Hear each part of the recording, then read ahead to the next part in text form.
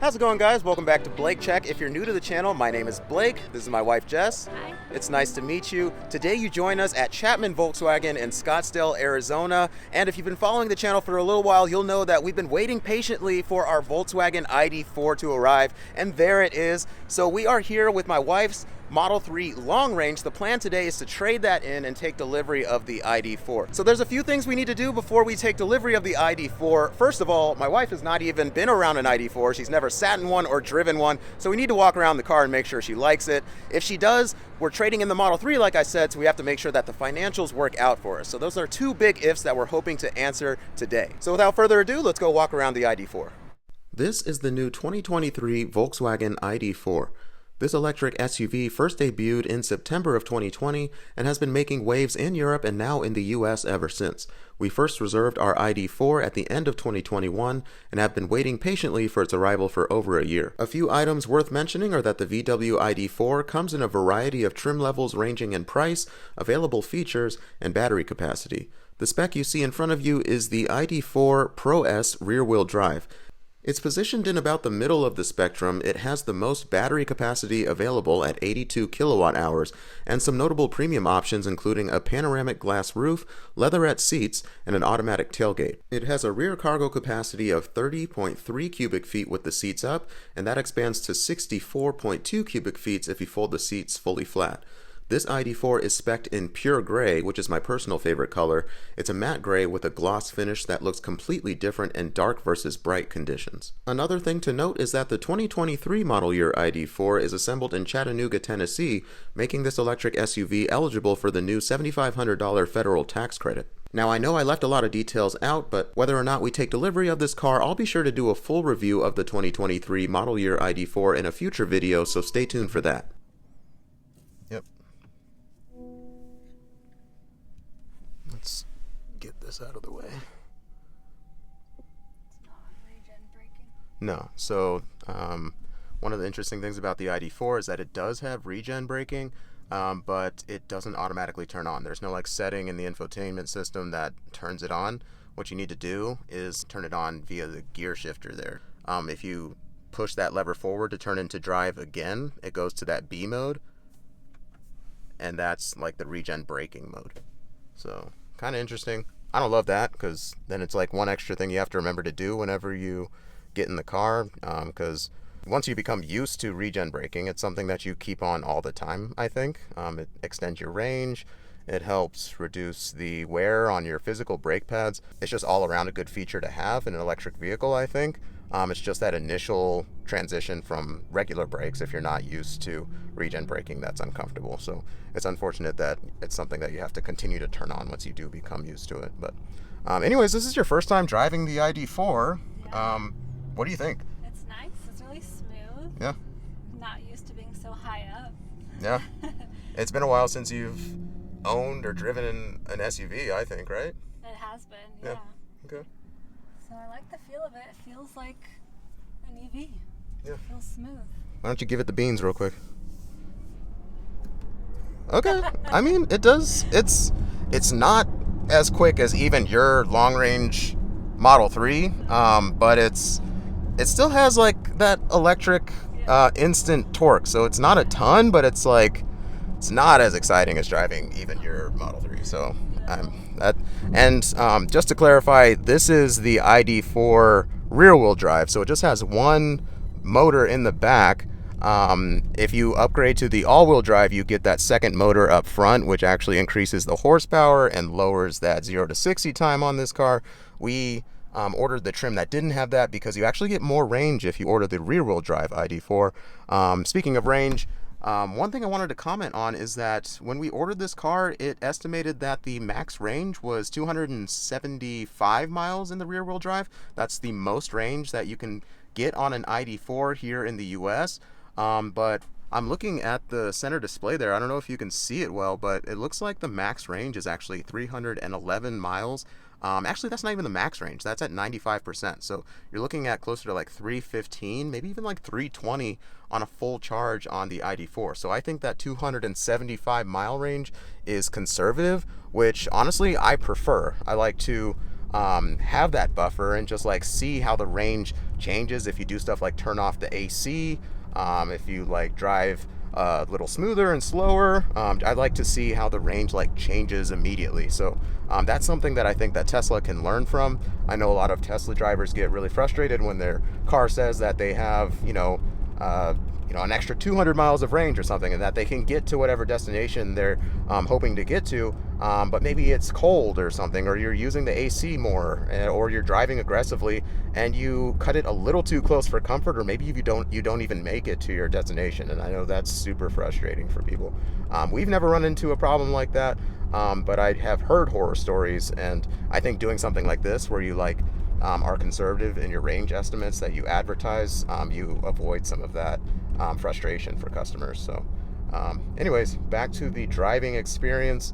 I can say that the driving feel, like how comfortable it is on the road, this is kind of like a rougher road. It's not super smooth, but in the ID.4, maybe because you sit a little bit higher and the wheels are 19 inches versus the larger 20, maybe that eats some of the friction a little bit better. So we told the Volkswagen dealer that we wouldn't take this car too far. Babe has decided to just continue to drive, so if you could turn it around.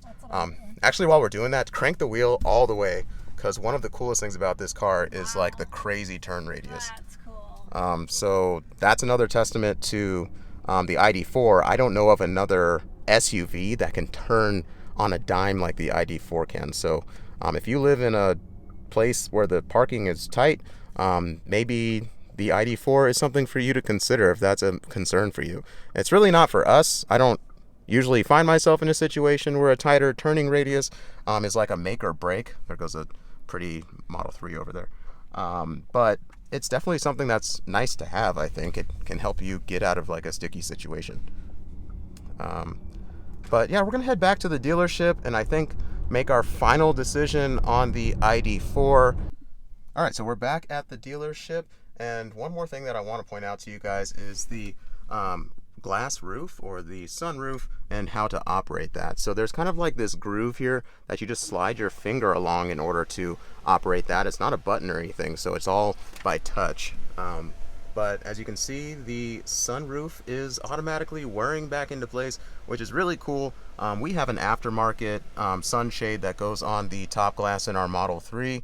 It's a nice option, but just having this is super convenient. So if that's something that interests you, the ID.4 has that, and I think has something that a lot of people would consider like a luxury feature at a pretty low price point. So that's really nice. And I'm going to open that back up because it made the cabin feel super open and airy and comfortable, which is what we're going to need, because now we're going to start talking about super stressful stuff like financials. So I'm going to flip the camera around.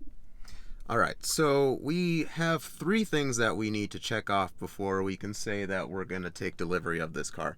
The first is the monthly payment something that we can afford?